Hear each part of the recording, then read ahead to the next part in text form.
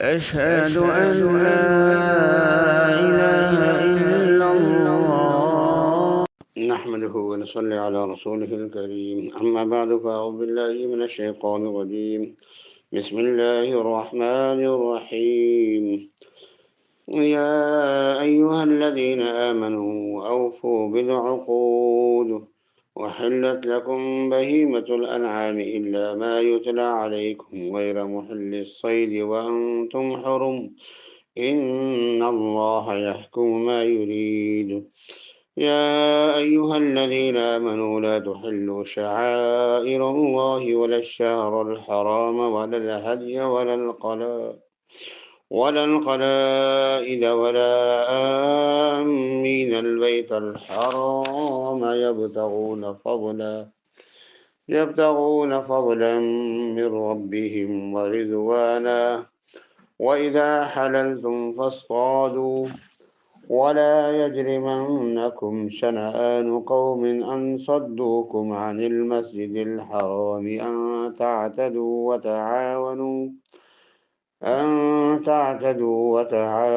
على البر والتقوى ولا تعاونوا على الإثم والعدوان واتقوا الله إن الله شديد العقاب. صدق اللہ العظیم.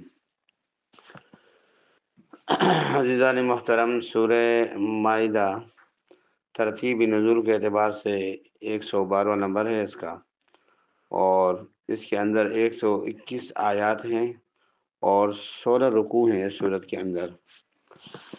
اس صورت کے اندر کافی ساری چیزیں جو ہے وہ حرام حلال کے متعلق وہ بیان کی گئی ہیں، اور خاص طور پہ جب لوگ احرام کی حالت میں ہوں تو زمانہ جاہلیت کے اندر کچھ لوگ زیادتیاں کرتے تھے، اس کی بھی اصلاح فرمائی گئی اور مسلمانوں کو حکم دیا گیا کہ آپ نے ان اعمال کی پابندی کرنی ہے. پہلے اس کا ترجمہ اور اس کے بعد پھر مختلف حصوں کے اندر انشاءاللہ اس کی تشریح آئے گی.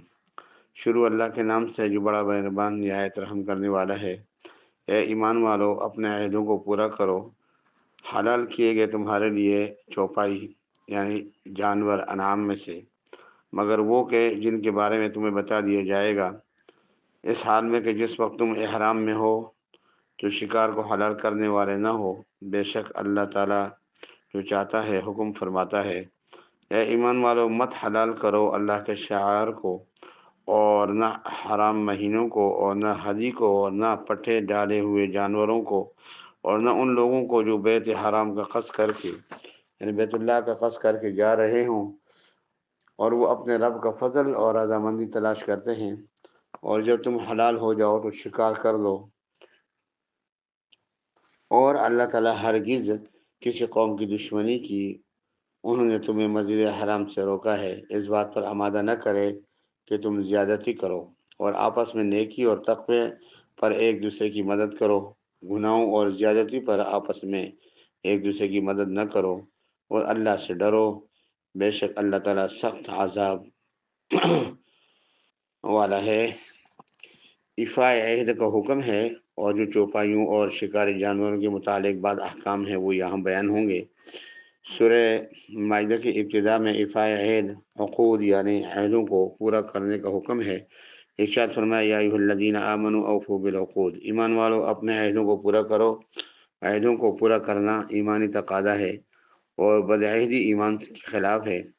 اس میں وہ عہد بھی داخل ہے جو بندوں نے اللہ تعالیٰ سے کیا ہے کہ جب اللہ نے پوچھا تھا ان سے کہ کیا میں تمہارا رب نہیں ہوں، تو سب نے کہا کہ اللہ تو ہی ہمارا رب ہے، اور پھر اس وعدے سے بہت سے لوگ مکر گئے. اور اس میں وہ وعدہ بھی شامل ہے کہ جب لوگ اسلام کو قبول کریں اور پھر اس کے بعد وہ اللہ تعالیٰ کے احکامات اور اللہ کے اوامر اور نواہی کی پابندی نہ کریں. لہذا ان سب کے اوپر عمل کرنا ہے. جن چیزوں سے اللہ نے روکا ہے ان سے رک جائیں اور بچتے رہیں. اور بہت سی چیزیں وہ ہیں جو اللہ تعالیٰ نے قرآن مجید میں اوامر اور نواہی کی صورت میں نازل فرمائی ہیں، اور بعض وہ ہیں جو اللہ تعالیٰ نے اپنے رسول صلی اللہ علیہ وسلم کے ذریعے بھیجی ہیں کہ یہ تمہارا لیے حلال ہے اور یہ حرام ہے. حدیث کے اندر آتا ہے کہ حضرت ابن عباس رضی اللہ عنہ سے نقل کیا گیا ہے کہ اوفوا بالعقود کے متعلق یہ فرمایا کہ یعنی عہد پورا کرو، اللہ نے جو حلال قرار دیا ہے اور حرام قرار دیا ہے اور جن چیزوں کو فرض کیا ہے اور جو قرآن میں حدود بیان کیے ہیں، ان سب احکام پر عمل کرو، ان کی ادائیگی میں کوئی عذر نہ کرو اور عہد شکنی بھی نہ کرو۔ سورہ نحل میں اللہ نے فرمایا کہ اوفوا بعہد اللہ اذا عاہدتم ولا تنقضوا الایمان بعد توکیدها وقد جعلتم اللہ علیکم کفیلا ان اللہ یعلم ما تفعلون، اور تم اللہ کے عہد پورا کرو جب تم عہد کرو، اور مت توڑو قسموں کو ان کو پکارنے کے بعد، حالانکہ تم نے اپنے اوپر اللہ کو ضامن بنا لیا ہے۔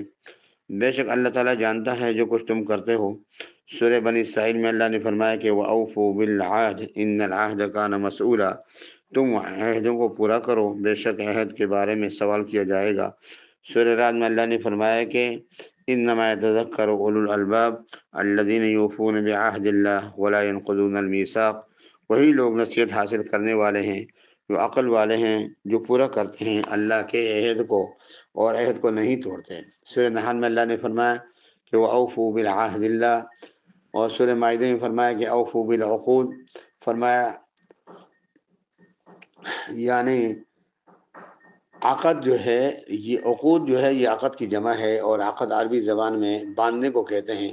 تو آپس میں جو معاملات طے کیے جائیں ان کو عقد سے تعبیر کیا جاتا ہے، اور جو اللہ تعالیٰ سے عہد کیا ہوا ہے وہ بھی عقد ہے، جس میں نظر بھی داخل ہے، کچھ منت مانگنے اور بندوں سے معاملات طے کیے جائیں وہ بھی اس کے اندر داخل ہیں۔ اللہ تعالیٰ ہمیں ان تمام وعدوں پہ عمل کی توفیق عطا فرمائے۔ وآخر دعوانا الحمدللہ رب العالمین۔